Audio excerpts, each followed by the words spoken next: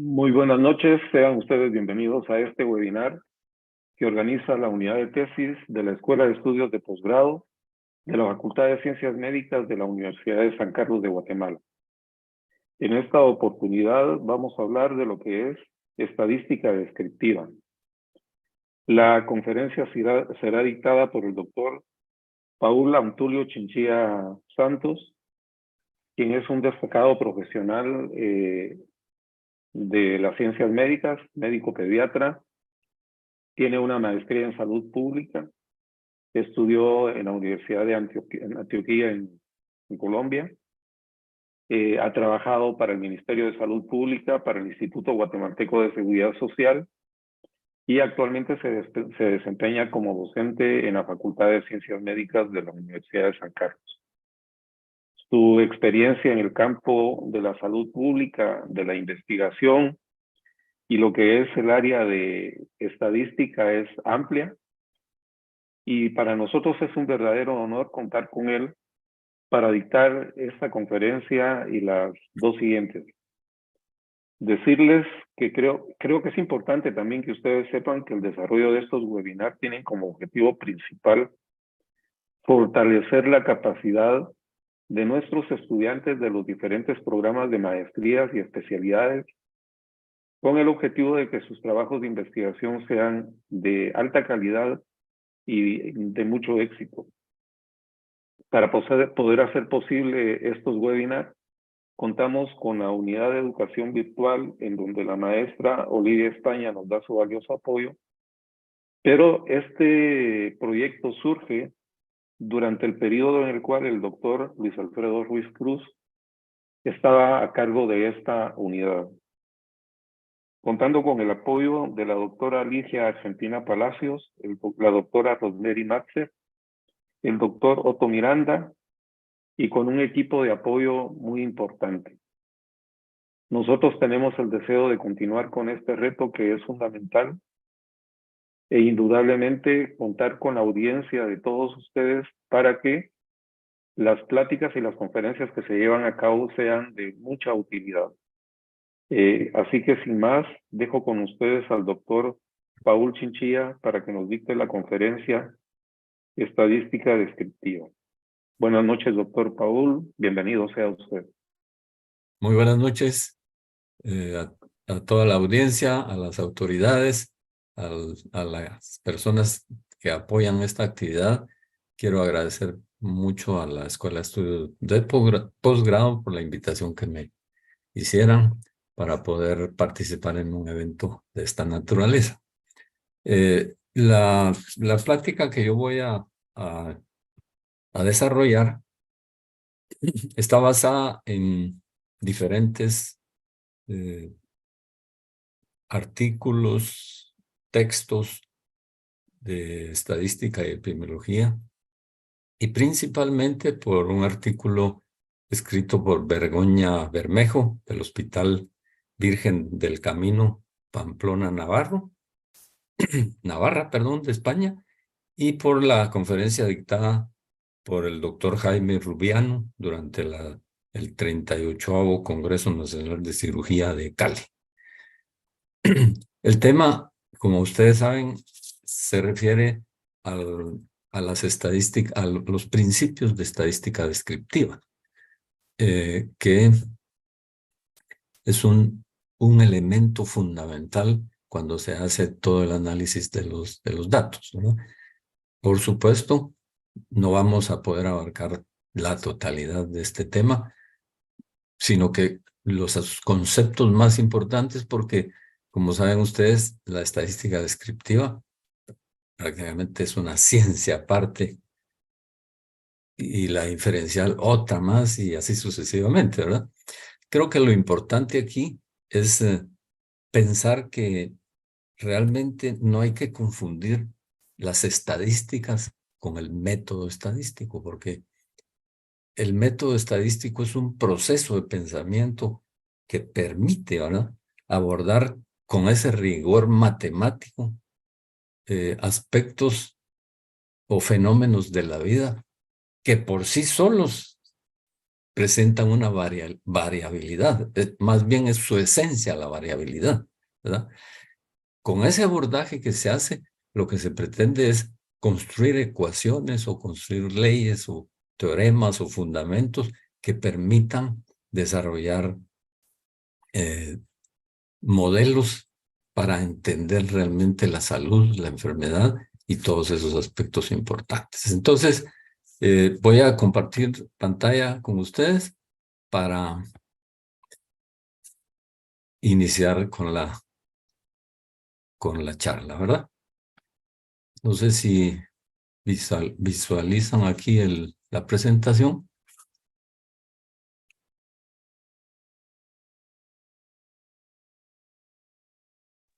Perdón. Sí, doctor, sí se ve. Perfecto. Va. Entonces, como ven ustedes, principios de estadística descriptiva e inferencial es el tema. En esta oportunidad, que es el primer webinar, vamos a tratar solo los aspectos de la estadística descriptiva.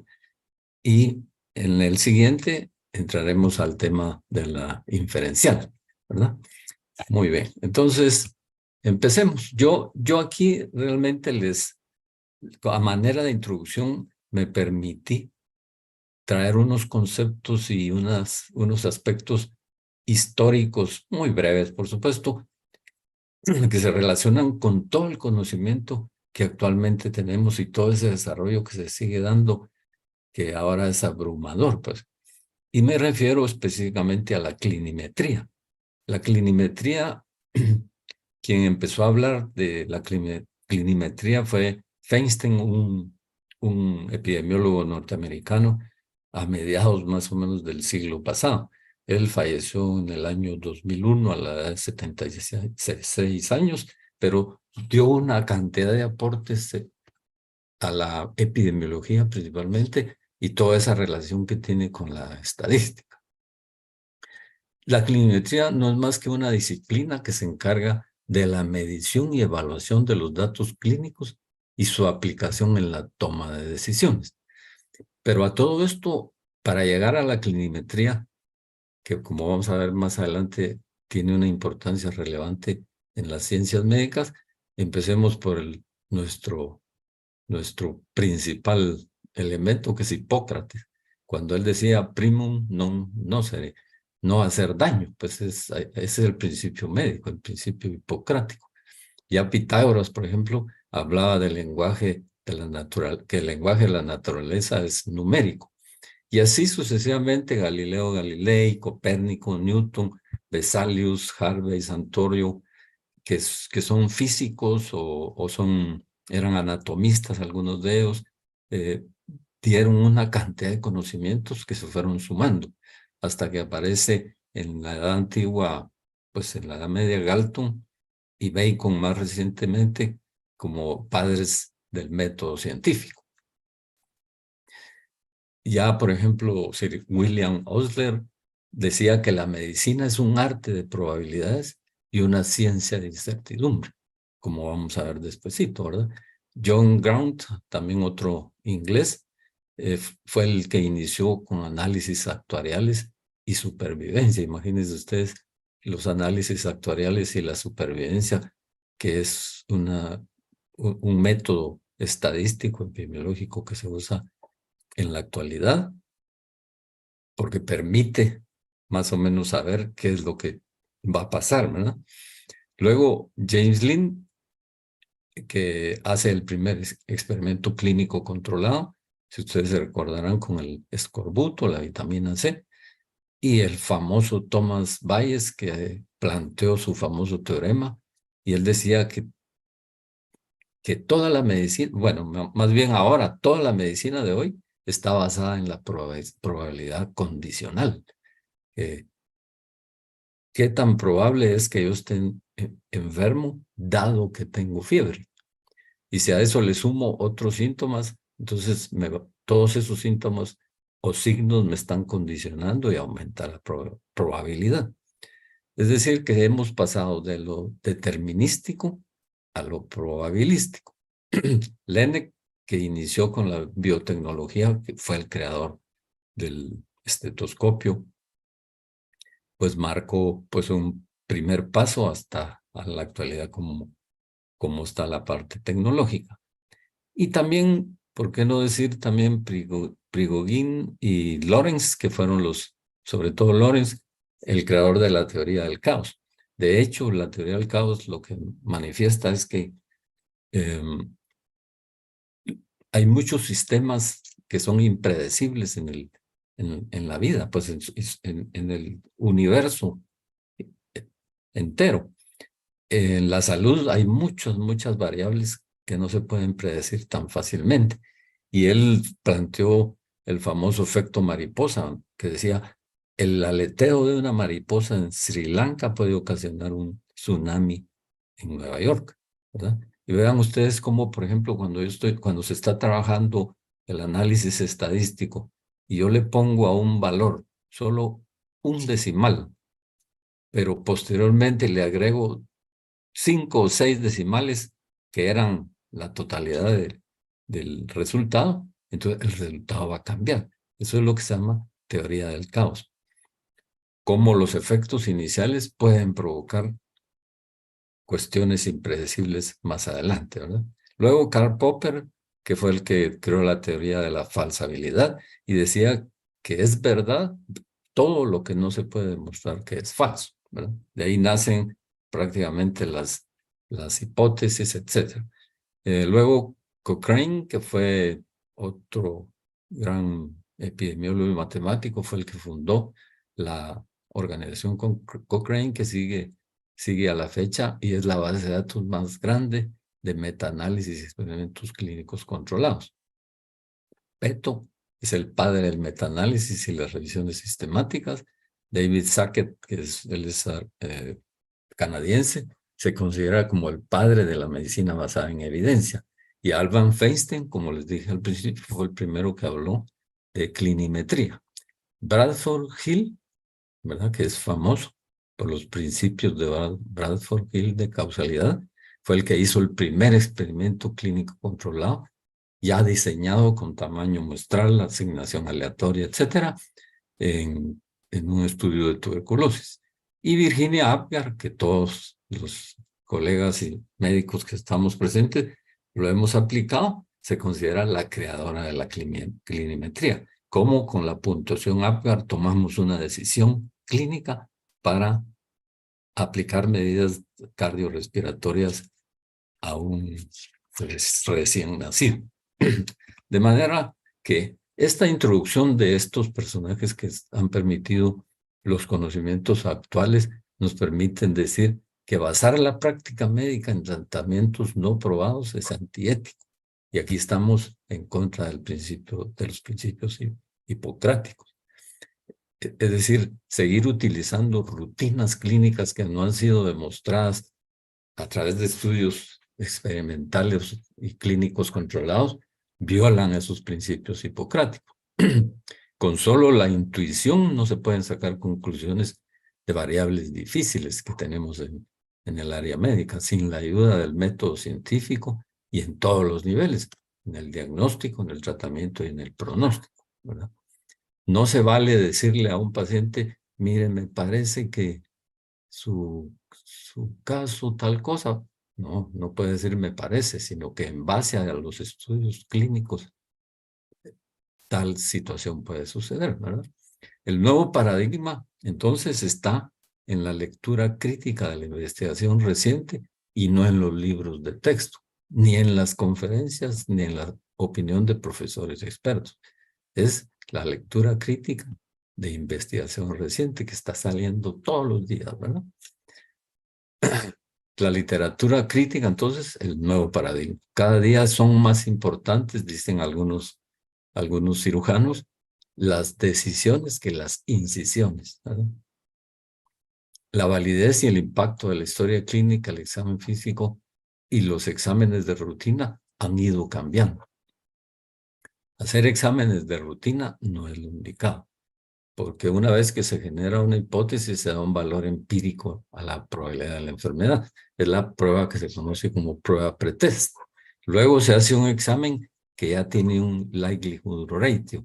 El likelihood ratio es como es una probabilidad, ¿verdad? Una razón de probabilidad, en donde el numerador tiene la sensibilidad dividido por los falsos positivos. Es decir, que se está apostando qué tan buena es esa prueba o ese examen que se está haciendo en relación a detectar los verdaderos positivos en relación a los falsos positivos, ¿verdad? Se dice que cuando un likelihood ratio está por arriba de 10, es excelente. Mientras más se aleje de 10, mucho que mejor, ¿va? Y entonces ya con ese likelihood ratio se calcula la probabilidad post-test, ¿verdad? Esto es como decir los elementos básicos de la teoría bayesiana de la estadística actual y que se está aplicando a la medicina cada día mucho más, ¿verdad? La revista JAMA publicó The Rational Clinical Examination. Es un documento que tiene prácticamente todos los likelihood ratios de todos los exámenes clínicos o de laboratorio. Imagínense ustedes, uno lo puede consultar y entonces ya le dice a uno qué valor tiene determinado diagnóstico. Algunos cirujanos dicen, ¿será que para un paciente que tiene cálculos biliares, el examen del hígado, el examen físico del hígado es importante? Y ellos dicen, claro que es importante, pero no es tan importante como hacerle un ultrasonido, porque el ultrasonido tiene un likelihood ratio muy elevado, ¿verdad? Entonces, no se deben aplicar exámenes con likelihood ratios bajos, porque son costo ineficientes. Así que lo que se debe hacer es generar esas hipótesis diagnósticas que uno tiene, aplicar el teorema de Bayes, lo cual genera una probabilidad condicional y suma o quita, ¿verdad? Se obtiene así la probabilidad pretest a la que se le aplica una likelihood ratio y se obtiene el diagnóstico. Acordémonos que cuando se hace diagnóstico hay umbrales, hay un umbral diagnóstico y un umbral terapéutico. Si el umbral diagnóstico está por debajo de 30, no hay que hacer ni exámenes ni tratamientos. Y si está por arriba de 70, a lo mejor tampoco, sino que se sugiere de una vez tratar al paciente. Ahora, aquellos casos en los que oscila entre 30 y 70 en una zona que se conoce como zona de incertidumbre, entonces hacer exámenes de alto rendimiento, ¿verdad? No así de rutina, ¿verdad? Bueno, entonces, con ese preámbulo que hicimos, ahora entremos ya a desarrollar las estadísticas descriptivas, ¿verdad? Y como ven ustedes, estoy empezando en resultados de un estudio. Pues hubiera empezado mejor diciendo otras cosas, que es una variable, que es esto, que es aquello, pero no. Lo que pasa es que la sección de resultados de un estudio constituye la parte más importante del estudio, porque es ahí precisamente cuando se expresa con claridad y sencillez los nuevos conocimientos que se están aportando, ¿verdad? Todo tiene que estar súper bien planificado. El análisis debe llevar una secuencia ordenada, lógica, utilizando únicamente las pruebas estadísticas necesarias y pertinentes. De hecho, mejor dicho, que cuando se aplica el método estadístico a la investigación en salud, realmente la estadística empieza desde un principio hasta un final, ¿verdad? No solo en el análisis, por supuesto. Y se trata de dar respuesta a las preguntas de investigación. Entonces, eso es lo que vamos a tratar de desarrollar en las siguientes diapositivas. Bueno, material y métodos, que es otra parte de la investigación que se va a desarrollar. Es necesario describir los métodos estadísticos con suficiente detalle. No puede quedar muy escueto y decir, se hará medidas de tendencia central y frecuencias. No, los métodos bien detalladitos para que cualquiera que lo lea tenga la suficiente certeza de que va a entender lo que se pretende hacer, ¿va? En esta sección también se especifica el paquete estadístico que se va a utilizar, porque acordémonos que actualmente los paquetes abundan y hay unos que son súper potentes, algunos se pagan, otros no se pagan, pero lo importante es utilizar alguno de ellos, ¿verdad? Para facilitar pues, el procesamiento de los datos y las salidas que uno espera. Hay también necesidad en este material métodos detallar la descripción de las variables, ¿verdad? Las pruebas de contraste de hipótesis que van a llevar, el nivel de significación estadística aceptado que estamos proponiendo o el nivel de confianza de los intervalos. La descripción de las variables tiene que ser coherente con las escalas de medición. Acordémonos que las variables tienen sus escalas de medición que van desde la más simple, que es la nominal, hasta la más compleja, que es la escala de razón, ¿verdad? La nominal simplemente nombra, solo da nombres, digamos, a un valor. Por ejemplo, una escala nominal podría ser vivo y muerto, o expuesto y no expuesto, o soltero, casado, divorciado, unido, ¿verdad? Eso es un nivel nominal. Un nivel ordinal ya tiene un cierto orden, pero continúa siendo una variable de categoría, subcategórico, porque uno no puede establecer la diferencia entre uno y otro. Leve, moderado, grave. Pues el moderado es más alto que el leve, pero no se sabe numéricamente tanto. Y el grave más que el moderado, ¿verdad? Y ya los últimos dos niveles de medición, que serían el interval y el de razón, estos ya son numéricos. La diferencia entre uno y el otro es que uno tiene un cero absoluto y el otro es un cero arbitrario, ¿verdad? Entonces, estas variables deben ser coherentes, como decíamos, con las escalas de medición y con las pruebas de contraste de hipótesis, ¿verdad? Por ejemplo, uno no puede describir una variable con la media y la desviación estándar porque es una variable que sigue una distribución normal y después emplear pruebas no paramétricas que están hechas precisamente para datos que no siguen una distribución normal.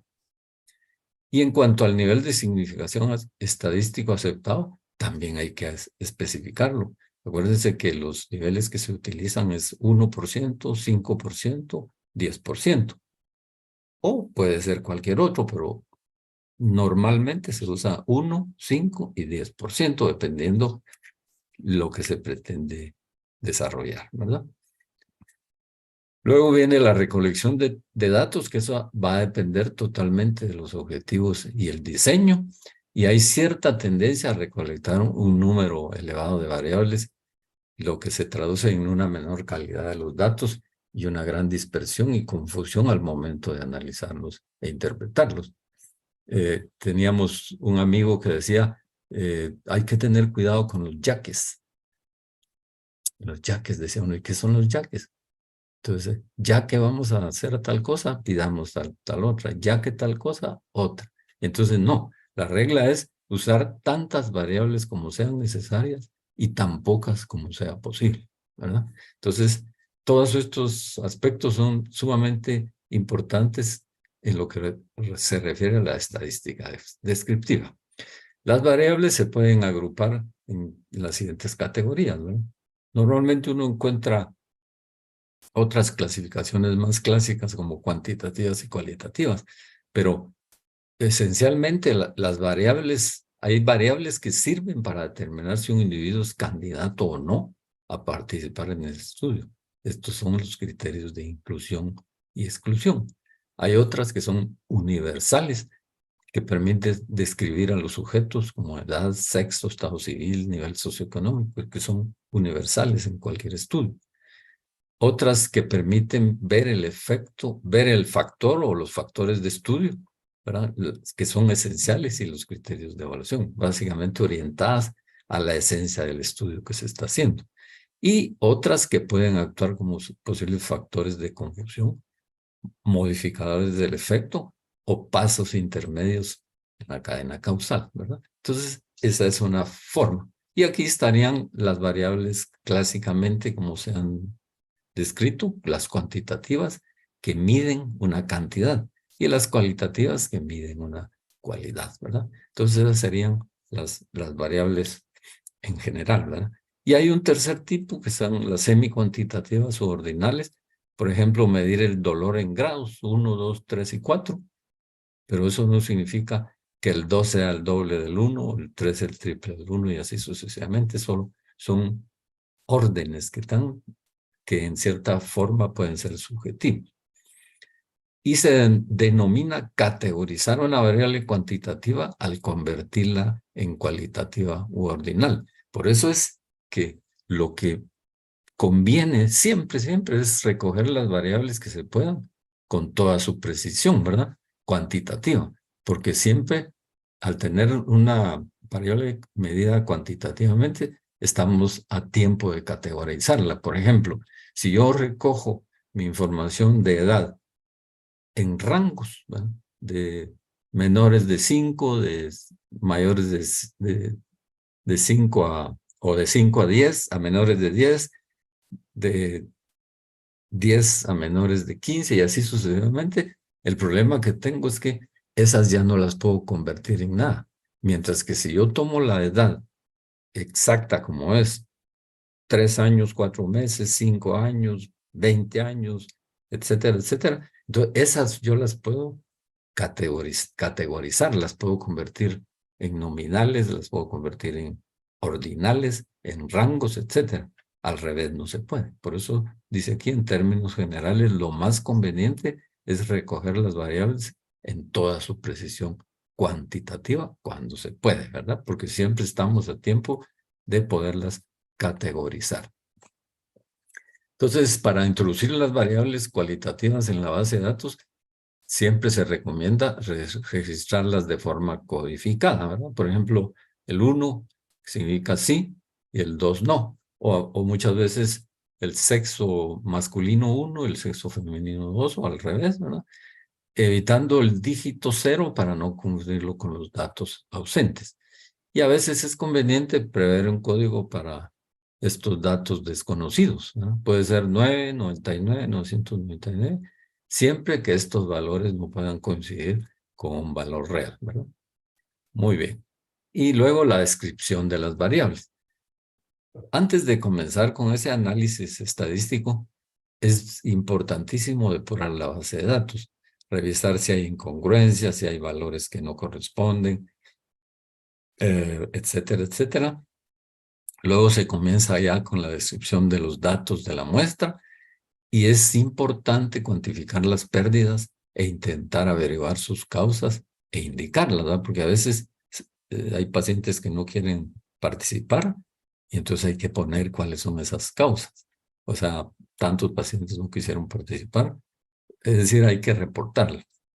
La descripción de la información, entonces ya sobre una variable cualitativa, se realiza mediante la distribución de frecuencias de cada una de las categorías, indicando tanto la frecuencia absoluta como el porcentaje para variables cualitativas. Entonces, distribución de frecuencias, ¿sabes? Tantos enfermos, tantos presentaron fiebre y eso representa el tanto por ciento, otros tuvieron náuseas y el porcentaje es tal, etcétera. Distribuciones de frecuencias.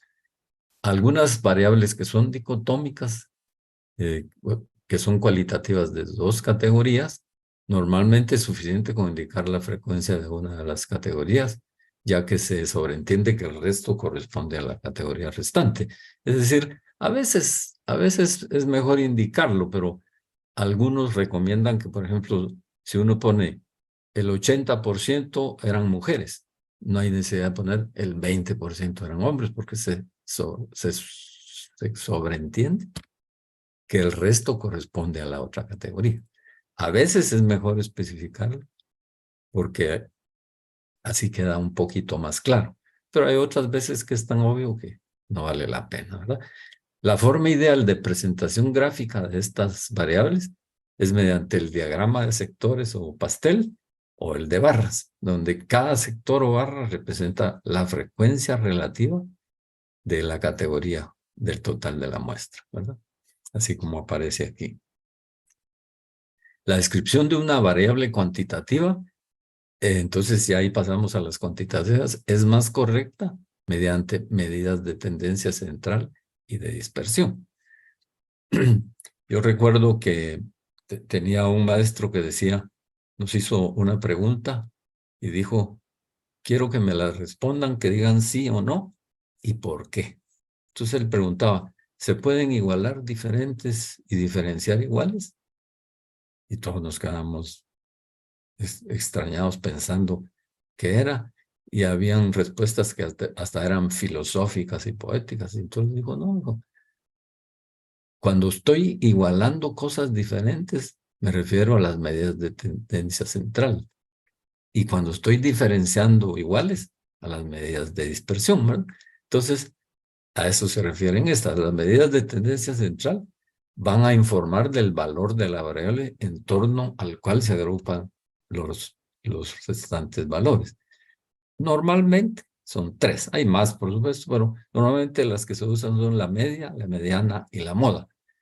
Para el cálculo de la media aritmética, todos sabemos que se suman todos los valores y se dividen entre el total de observación.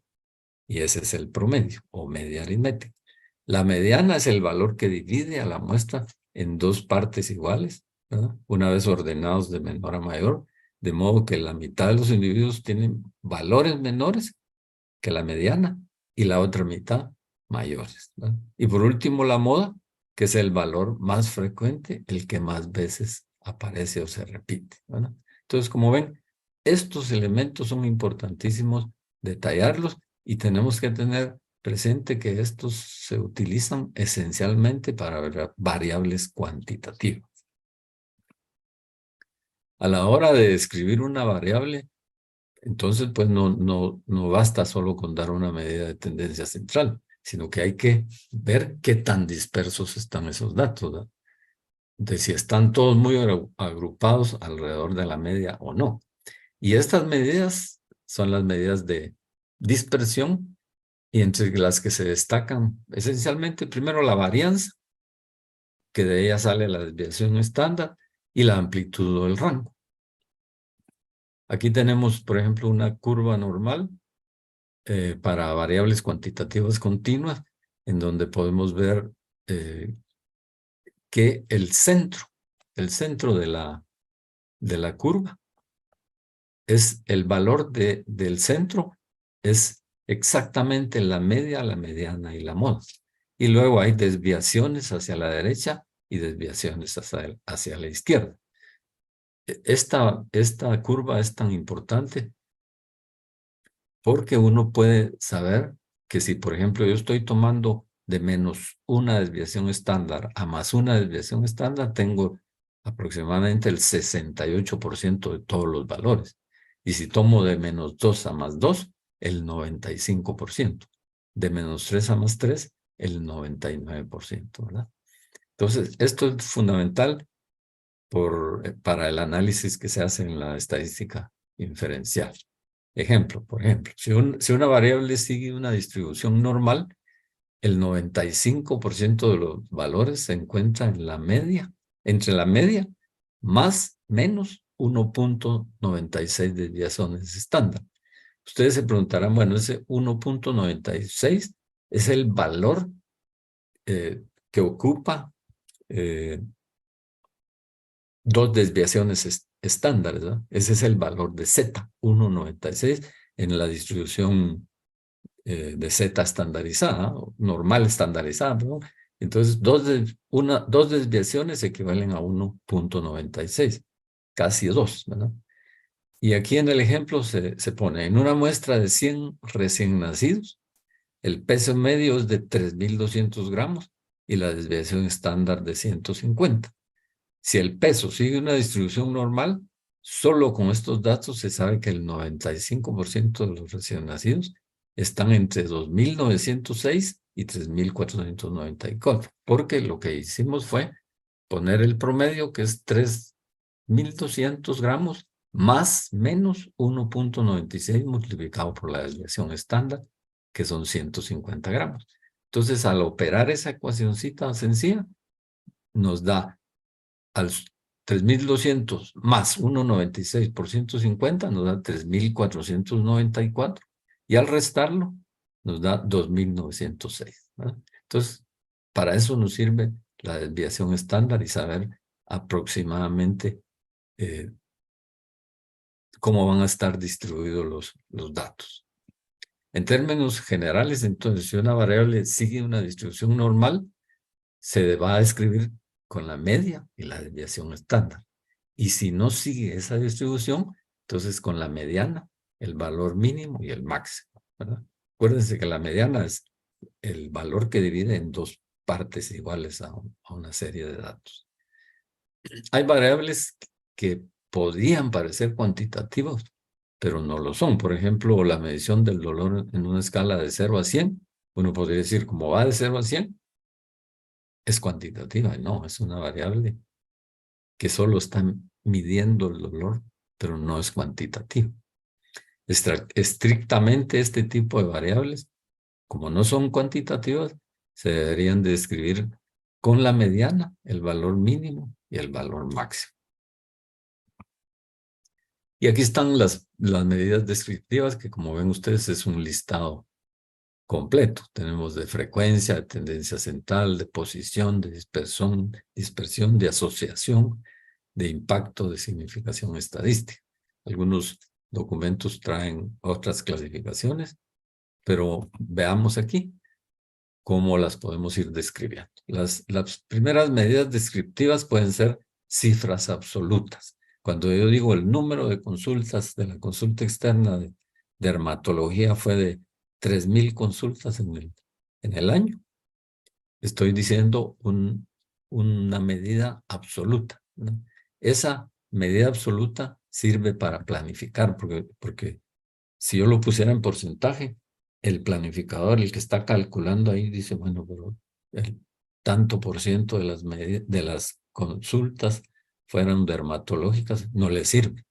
En cambio, cuando se pone cifras absolutas, sí, porque me están diciendo cuántas, ¿verdad?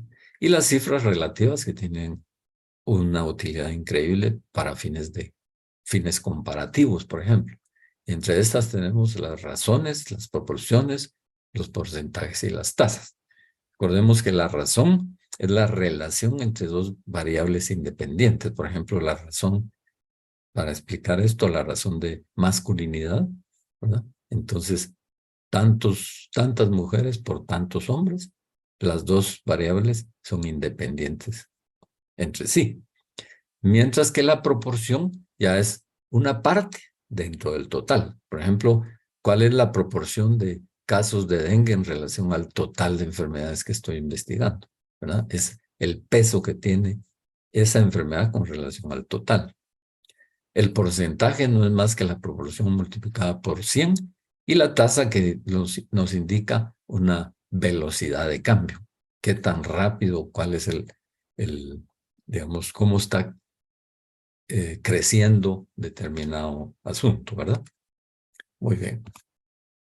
Luego están las medidas de frecuencia de datos de mortalidad, como las tasas de mortalidad, la tasa de letalidad y otras mucho más que pueden aparecer por ahí. Y los datos de morbilidad, que esencialmente son la incidencia y la prevalencia, ¿verdad? La incidencia, pues ustedes saben, esa se refiere a la velocidad con que están apareciendo casos nuevos. Y la prevalencia es el porcentaje de enfermos que yo estoy encontrando en un momento dado. La incidencia hay que tener cuidado porque hay dos tipos de incidencia. La incidencia que se llama incidencia densidad o densidad de incidencia y la incidencia acumulada. La incidencia acumulada es el número de casos nuevos entre la población que está en riesgo. Entonces, incidencia acumulada tiene una dimensión parecida a una proporción. Va de 0 a 1. Mientras que la incidencia densidad o densidad de incidencia, que es la verdadera tasa, en el numerador van los casos nuevos y en el denominador van los tiempos de exposición que han tenido las personas en riesgo, lo que se llama tiempo, persona, exposición. Entonces, si yo elimino matemáticamente personas arriba y personas abajo, digamos, la dimensión que me queda es 1 sobre el tiempo. Es decir, el inverso del tiempo. Entender el inverso del tiempo, 1 sobre el tiempo, a veces se queda uno pensando, bueno, ¿y eso qué significa? No es una proporción, sino que es el inverso del tiempo. Eso lo que nos da a entender es la velocidad con la cual están convirtiéndose los sanos en enfermos, ¿verdad? Muy bien. Y la prevalencia, pues, es el porcentaje que hay. Aquí hay un ejemplito. Uno podría decir cuál es la incidencia o la prevalencia al 1 de julio, al 1 de enero, al 30 de enero, ¿verdad? Es una forma de visualizarlo. Luego tenemos las medidas de tendencia central. La media, que no es más que la sumatoria de los datos X sub I, ¿verdad? Entre el total, o sea, N. La mediana, que sería el N más 1 dividido 2. O sea, todos los datos dividido entre 2 nos da la mediana. Y la moda, que es el valor que más se repite, ¿verdad? Algunas distribuciones o algunos datos pueden tener más de una moda. Algunos textos dicen se toma la que más se repite, pero ocasionalmente puede ser importante tomar 2 o 3 modas que puedan haber, ¿verdad? Muy bien. Luego las medidas de posición, que aquí tenemos los cuartiles, los deciles, los percentiles, ¿verdad? Y esas son sus fórmulas, ¿verdad? Para el cuartil, digamos, si yo quiero calcular el cuartil 2, entonces le pongo 2 multiplicado por el total de datos más 1 dividido 4. Y entonces obtengo el cuartil 2. El decil, pongo el decil que quiero, por ejemplo, el decil 3, el decil 4, multiplicado por n más 1 dividido 10. Y el percentil, el valor que yo quiero de una forma similar, solo que dividido 100, ¿verdad? Es decir, que lo que va a variar es la K, que sería el cuartil o el decil o el percentil que yo quiero, y el denominador, que puede ser, que es 4, 10 o 100, dependiendo si es cuartil, decil o percentil. Bueno, luego tenemos las medidas de dispersión. El primero es el rango. El rango no es más que el valor máximo menos el valor mínimo. Y ya tenemos el rango. La varianza, que es la sumatoria de las diferencias cuadráticas de los valores respecto de la media, dividido n menos 1. Y la desviación estándar, que no es más que la raíz cuadrada de la varianza, ¿verdad? También están esas medidas de dispersión y de tendencia central para datos agrupados, ¿verdad? Que ya son un poquito más complicadonas. Aquí están sus fórmulas. Y también tenemos medidas de forma. Tenemos aquellas distribuciones o de datos que son simétricas, en la cual la media, la mediana y la moda tienen el mismo valor. Aquí, ¿cómo se llama? El coeficiente de Pearson, que es el que se encarga de establecer esa simetría o asimetría. Si da 0, es simétrica, ¿verdad? Y entonces es una distribución normal. Pero hay otra que es asimétrica hacia la izquierda.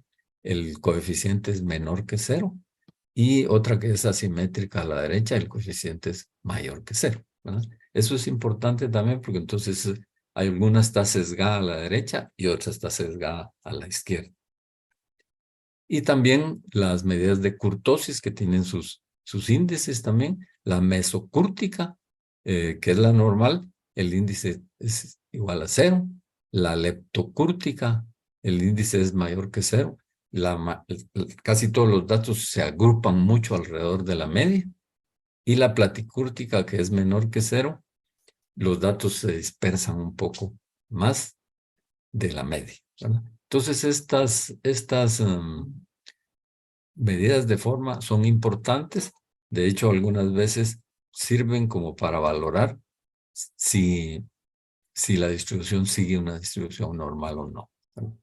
Luego tenemos las medidas de asociación, entre ellas el riesgo relativo, que si ustedes se recuerdan, el riesgo relativo no es más que la incidencia en expuestos dividido entre la incidencia en no expuestos.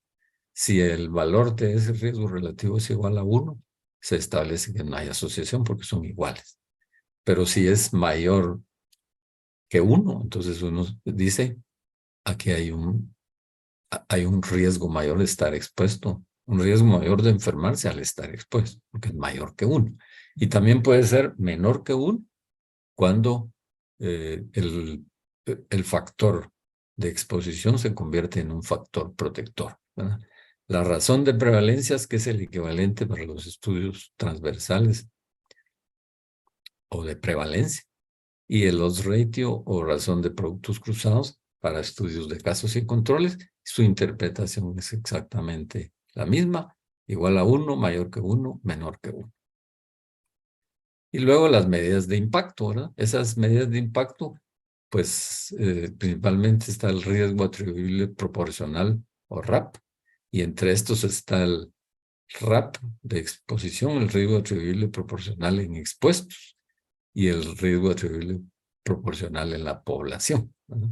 Y la fracción prevenible en expuestos y la fracción prevenible en la población. También están las medidas de significancia estadísticas como el chi cuadrado, el intervalo de confianza, otros como el p-valor, que son importantes, ¿verdad?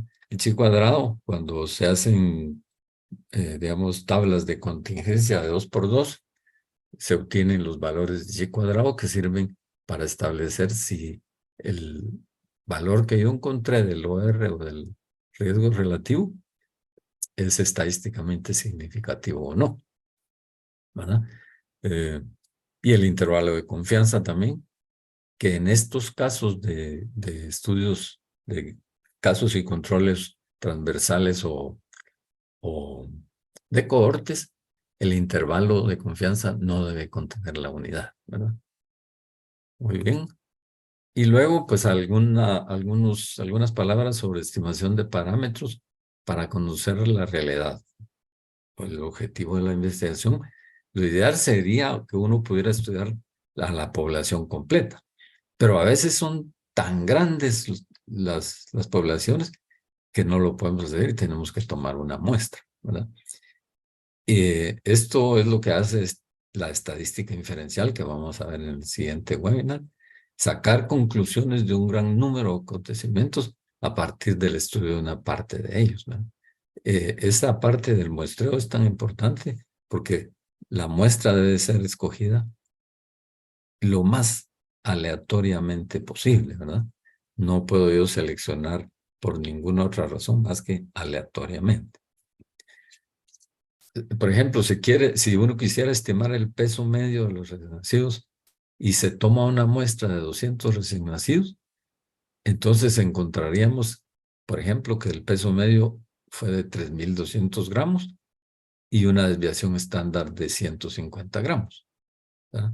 Se podría haber seleccionado otra muestra y el peso hubiera sido 3.000 y otra más donde el peso medio hubiera sido 3.500 y se podría haber estudiado cualquiera de miles de posibles muestras de 200 recién nacidos, cada una con su media.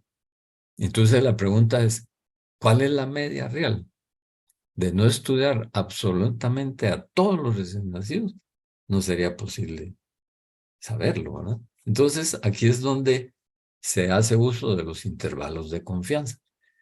Lo que se hace es estimar un rango de valores entre los que confiamos que se encuentre la verdadera media, ¿verdad? Ese rango de valores es lo que se llama intervalo de confianza. Usualmente se usa una confianza del 95% y se calcula de esta forma. El intervalo de confianza al 95% es igual al estimador, digamos la media, o puede ser una proporción, por ejemplo, o cualquier otro, un riesgo relativo, un OR, lo que sea, y a ese estimador se le suma y se le resta 1.96 por el error estándar. donde el error estándar, donde es el error estándar, sí, y cuya fórmula varía en función del tipo de parámetro estimado. Es decir, si es una media, entonces el error estándar es igual a la desviación estándar partida a la raíz cuadrada de n. Y si es una proporción, es igual a la raíz de P por Q partido n, ¿verdad? Entonces, aquí vamos a ver un ejemplito. El error estándar de una media, cuando hablarle en estudios cuantitativos, como el peso de estos recién nacidos que hablábamos, es igual a la raíz cuadrada de la desviación estándar partido n. Ese es el error estándar de la media. El error estándar de una proporción, cuando la variable en estudios cualitativa, como fumar o no fumar, la fórmula es igual a la raíz cuadrada de P por Q partido n. Recordémonos que P significa la probabilidad de éxito, o en este caso la probabilidad de que fume, y Q es el 1 menos P, que sería la probabilidad de que no fume, ¿verdad? P es la proporción en estudio, en este caso la de fumadores, y Q la proporción complementaria, es decir, los no fumadores, que es 1 menos P, y N el tamaño de la muestra, ¿verdad? Entonces aquí hay un ejemplo. Se han estudiado 400 mujeres en edad fértil y el nivel medio de hemoglobina es 12.2 miligramos por decilitro y la desviación estándar de 2.8 miligramos por decilitro. La pregunta es, ¿cuál sería o cuál será la media poblacional? Calculamos el intervalo de confianza al 95% y entonces decimos 12.2, que sería el valor medio de hemoglobina, más menos 1.96 por 2.8, que es la desviación estándar, dividido la raíz cuadrada de n, que sería 400.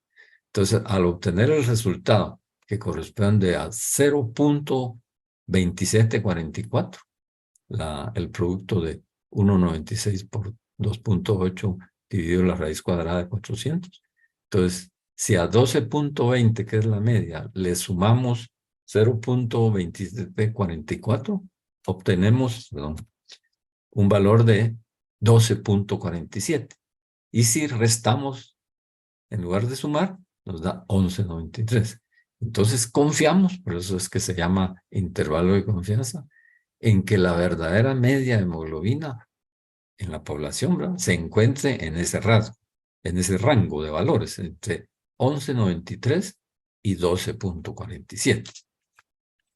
Si en lugar de estudiar 400 mujeres hubiéramos solo estudiado 20, entonces el intervalo cambiaría y ustedes ven cómo el intervalo se amplía, 10.97 a 13.43. Y en este caso, como dice aquí, el intervalo es mayor, o sea, más amplio, porque a menor tamaño de muestra, mayor es el error en la estimación. Y a mayor tamaño, menor error. Hasta un punto en que si estudiáramos a toda la población, ese error sería cero, ¿no?, nulo. Encontramos el verdadero valor de la media y el intervalo de confianza sería ese mismo valor, porque estamos tomando toda la población, ¿no? Un ejemplo de estimación ya de proporción sería el caso en el que se estudia una muestra de 200 mujeres entre 30 y 40 años para conocer la prevalencia de fumadoras. Y resultó que la proporción es de 25%, la proporción de esa muestra, ¿verdad? De mujeres entre 30 y 40 años, fumadoras, ¿no? Entonces, el intervalo de confianza sería 0.25, que es el 25%. Aquí se recomienda trabajar siempre con los decimales y después expresarlo ya en porcentaje. 0.25, que es el porcentaje de fumadoras, la prevalencia de fumadoras, más menos 1.96 por la raíz cuadrada de P por Q, que sería 0.25, y su complemento sería 0.75, para que nos dé 1, ¿verdad?, dividido 200, que es el valor de la muestra. Y entonces obtenemos que 0.25 más 0.06 nos da 0.31. ¿Okay? Y restándolo 0.19. Entonces, con un 95% de probabilidad, la verdadera prevalencia de fumadoras entre las mujeres de 30 a 40 años está entre el 19 y el 31%, que fue lo que obtuvimos aquí, ¿verdad? Muy bien. Es preciso entonces, jóvenes, distinguir la desviación estándar del error estándar, no es lo mismo. La desviación estándar es el número que refleja la variabilidad de los datos. ¿Se recuerdan que decíamos más 1, más 2, más 3, menos 1, menos 2, menos 3 desviaciones estándar, ¿verdad? No todos los recién nacidos tienen el mismo peso, ni todas las mujeres la misma hemoglobina. Si la variable sigue una distribución normal, el 95% de los individuos se encuentran entre la media más 1.96 desviaciones estándares, que son menos 2 a más 2, ¿verdad? Y el error estándar es un número igual, pero que refleja el error del muestreo, el error debido al azar en la selección de la muestra, y sirve esencialmente para calcular el intervalo de confianza. Esto es bien importante porque hay quienes confunden la desviación estándar con el error estándar. Y por último, pues, como decía Tukey, es mejor tener una respuesta aproximada a la pregunta correcta que una respuesta exacta a la pregunta equivocada. Eso es lo que yo les traje esta tarde-noche. No sé si tuvieran alguna duda, alguna pregunta o algo que pudiéramos aclarar con mucho gusto. Doctor, buenas noches. Sí, buenas noches. Tenemos una pregunta de la audiencia. Ajá. Bueno, entre muchos saludos que le enviaron, la doctora Gaby Méndez escribe: Sí. Mi duda es respecto a la mediana. Siempre sumamos a n una unidad, n más 1, o va a depender del tipo de variable, sea discreta o continua. Sí, usualmente se le pone n más 1, ¿verdad? Porque eso le da una garantía de que no exista error, ¿verdad? Sí. Gracias, doctor. Muy bien. ¿Alguna otra pregunta? La Sí, doctora doctor. Palazzo. Sí, agradecerle también todo el conocimiento que está compartiendo con nosotros para que lo podamos aplicar de una manera en los trabajos que hacemos. Exacto. Hay una pregunta. Para calcular G cuadrado, ¿tengo que necesariamente hacer una tabla de contingencia? No, la verdad es que, miren, cuando uno lo hace en forma manual, el chi cuadrado no es más que la sumatoria de los datos observados menos los esperados, elevados al cuadrado partido n. Ese es el chi cuadrado. Y entonces se suman y uno se va a la tabla de los valores esperados y uno obtiene el valor del chi cuadrado. Pero la ventaja que se tiene ahora es que cuando se trabaja con un paquete estadístico, todo eso se obvia. Toda esa parte de la carpintería de datos, digamos. Las computadoras se lo dan a uno los softwares, eso, los paquetes estadísticos, y lo que hay que hacer es interpretar, ¿verdad? Acordémonos que la distribución chi cuadrado solo tiene valores positivos y tiene grados de libertad. Entonces, por ejemplo, una tabla de 2 por 2 solo tiene un grado de libertad. Y entonces uno busca en la tabla del chi cuadrado los grados de libertad y el nivel de significancia que yo estoy proponiendo, digamos el 5%. Entonces obtengo en tablas de 2 por 2 que las hemos trabajado bastante, ya sabemos que el valor del chi cuadrado de una tabla de 2 por 2 con un grado de libertad y con un nivel de significancia del 5% es igual a 3.14, ¿verdad? Entonces, si el valor que yo encontré del chi cuadrado calculado, digamos, entonces, si es menor que 3.14, cae en lo que se describe como zona de aceptación de la hipótesis nula. Y por lo tanto, se acepta, ¿verdad?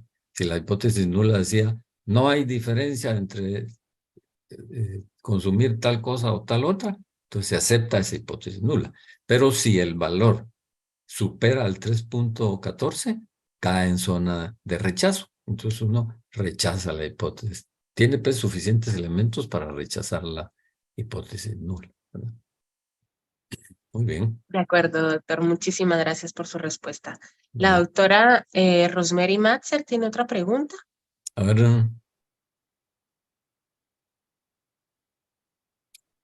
perdone, no le escucho. Creo que está apagado su micrófono. Perdón. En Sí. caso de datos extremos, doctor, ¿usted nos recomienda antes usar la mediana que promedios? Sí, lo que pasa es que los valores extremos sesgan el valor medio hacia esos valores extremos, ¿verdad? Entonces, mejor en esos casos usar la mediana, por ejemplo. Algunas veces, por ejemplo, cuando son distribuciones exponenciales, también se puede usar la media geométrica, ¿verdad? Entonces, por ejemplo, los crecimientos bacterianos, que son geométricos, ahí es mejor usar la media geométrica. Pero en términos generales, la mediana elimina pues esos, no se ve afectado pues por los valores extremos, ya sean muy grandes o muy pequeños, ¿verdad? Muy bien. Gracias, doctor. Bueno, creo que vamos terminando, agradeciéndole mucho por su gran ayuda, doctor, todo lo que aprendimos la noche de hoy e invitándolos para acompañarnos nuevamente dentro de 2 semanas. Creo que tenemos por ahí ya el diploma para leer.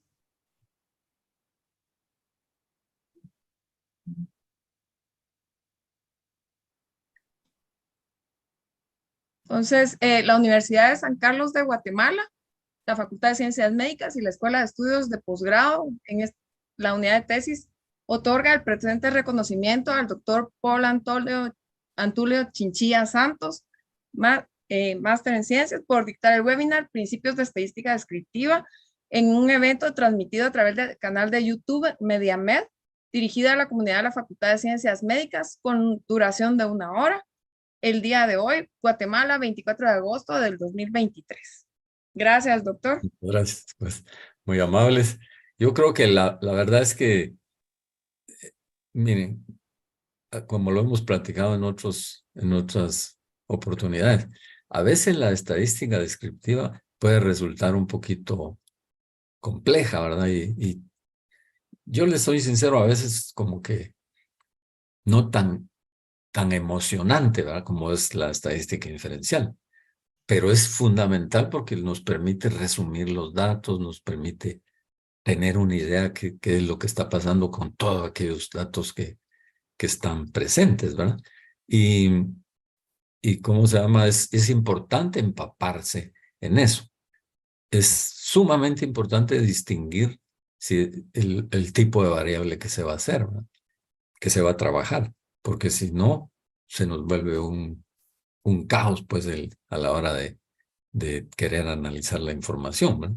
Entonces tenemos que definir exactamente, por eso es tan importante la operacionalización de las variables, porque ahí queda descrito explícitamente qué es cada variable, cuál es su concepto, cuál es su definición operativa, a qué nivel qué nivel de medición tiene, cómo se va a medir, etcétera, ¿verdad? ¿Qué indicador se va a usar?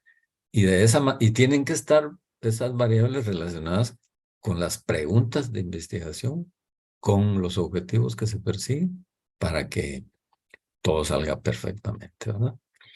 Así es que en la próxima le damos continuidad a esto y con esta información previa entramos a las pruebas estadísticas pruebas de hipótesis más importantes y algunas pruebas muy específicas del área de la epidemiología que tienen mucho que ver con el quehacer del médico todos los días, ¿verdad? Así es, doctor. Nuevamente reiteramos nuestro agradecimiento. Gracias por hacernos el tiempo, el espacio para poder compartir toda la sabiduría que usted tiene y que nosotros, insisto, lo podamos implementar en los trabajos que estamos realizando. Muchísimas gracias por estar con nosotros y como usted bien lo dijo, continuamos desarrollando estos temas muy valiosos de estadística. Con usted lo vamos a tener nuevamente en 2 semanas. Muchísimas gracias, doctor. Que tengan feliz noche. A la orden. Muy bien. Feliz noche a todos.